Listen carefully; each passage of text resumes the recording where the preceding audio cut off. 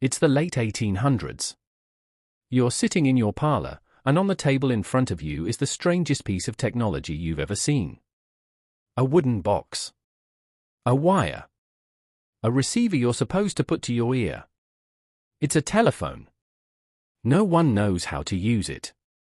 No one knows if it's polite to shout or whisper, or if you should introduce yourself with your name. And most importantly, no one knows what the very first word should be. You pick up the receiver. There's silence on the line. What do you say? Good morning. Are you there? Can you hear me? No one knew. Because in the beginning, there was no hello. And yet, today, billions of times a day, across every country and language, the very first word we say into a phone is the same, hello. But here's the twist. That word? It wasn't originally a greeting at all. It was a sound test. A microphone check. A throwaway syllable Thomas Edison used while fiddling with his invention. So how on earth did Edison's test word become the opening line of every single phone call in history? To understand how hello became king, let's rewind. Because before Edison, before Alexander Graham Bell, before the telephone rewired human conversation, people still greeted each other. They just didn't use hello.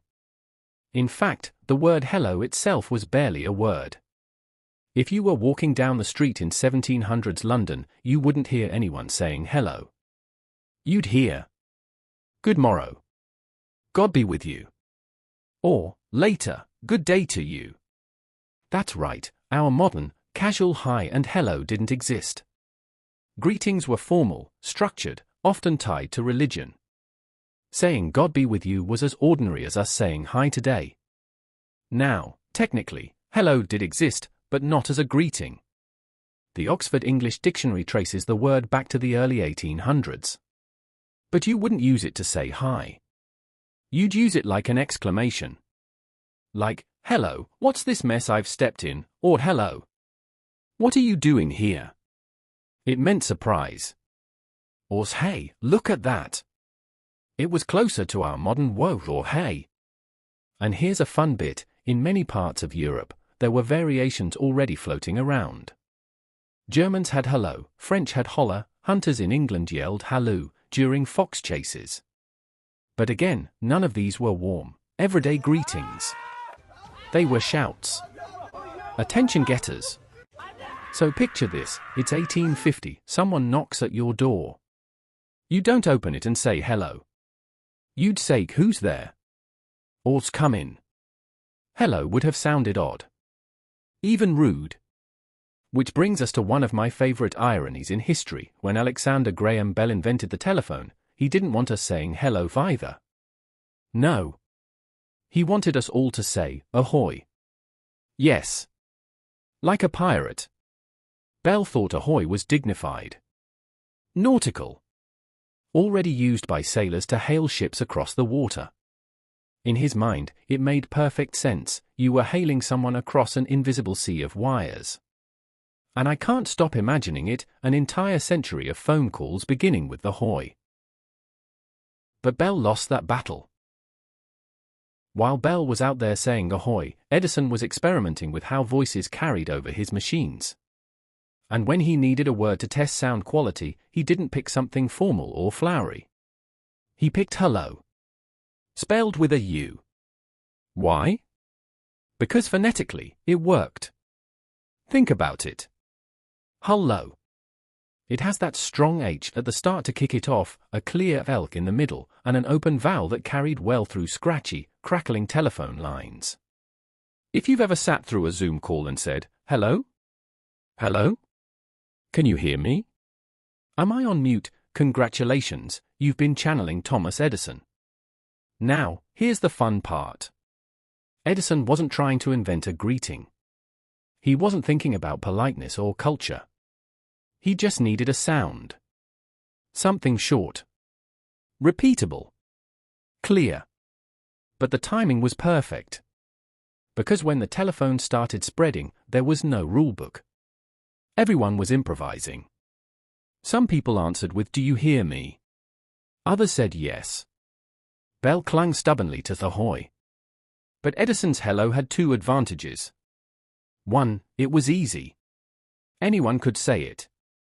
2. It sounded crystal clear on those early, fuzzy lines.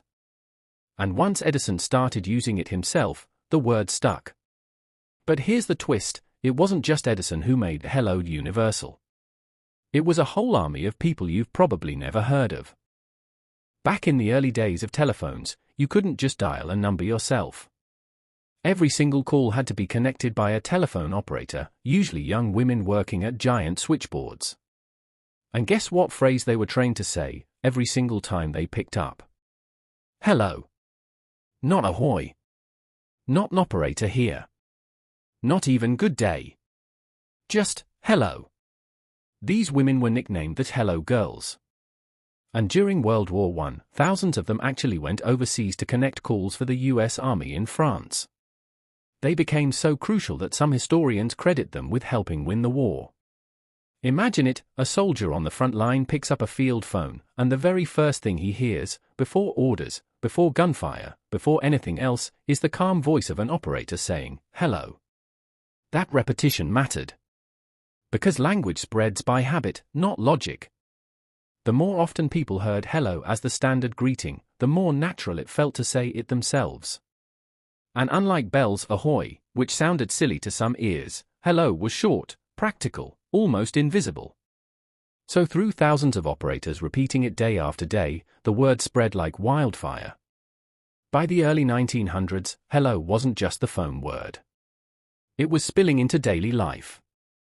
People began using it at doors, in shops, even on the street. The telephone had literally rewired society's small talk. Now, here's where it gets fascinating. Hello didn't just take over English. The telephone helped it invade the world. In France, people began saying allo when answering phones. In Germany, hello. In Italy, pronto, which literally means ready. In Japan, moshi moshi, a phrase that only exists for telephone conversations. That's how powerful the telephone was. It created a global category of language that hadn't existed before, the phone greeting. And in many countries, hello was the direct export. Even in places where people never used hello face-to-face, they adopted it for the phone. The telephone was like a Trojan horse for English. Here's the psychology: humans crave scripts. Social scripts. We don't like that awkward pause of not knowing what to say. And hello was the script. It reduced anxiety. It smoothed the interaction. Think about it, imagine answering the phone and the other person just launching into conversation with no opener. It feels jarring. Unnatural. We need a buffer word. And hello became that buffer. But let's play a little game. What if Edison hadn't picked hello? What if Bell's Ahoy had won? Would business calls today begin with everyone bellowing ahoy into their headsets? Would politicians begin speeches with ahoy, my fellow Americans? Would kids prank calling their neighbors start with a pirate voice? Or what if Hunter's halloo had caught on? Would we all sound like we're chasing foxes every time the phone rang?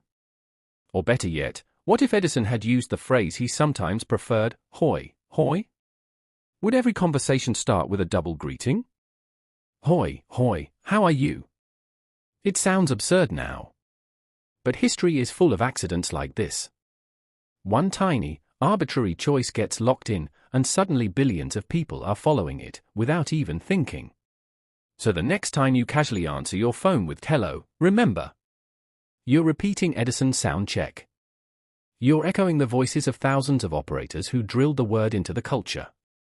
And you're living inside a historical accident that became tradition. A word that once meant surprise. A word Bell hated and tried to replace with ahoy. Somehow became the most common word ever spoken through wires. So here's my question for you. If you could rewrite history and choose a different word to answer every phone call for the next 150 years, what would it be?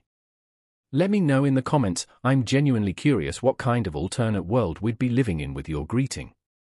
And hey, don't forget to like, share, comment, and subscribe. Or don't, just know that your next thought might be, why didn't I subscribe to that weirdly relatable channel?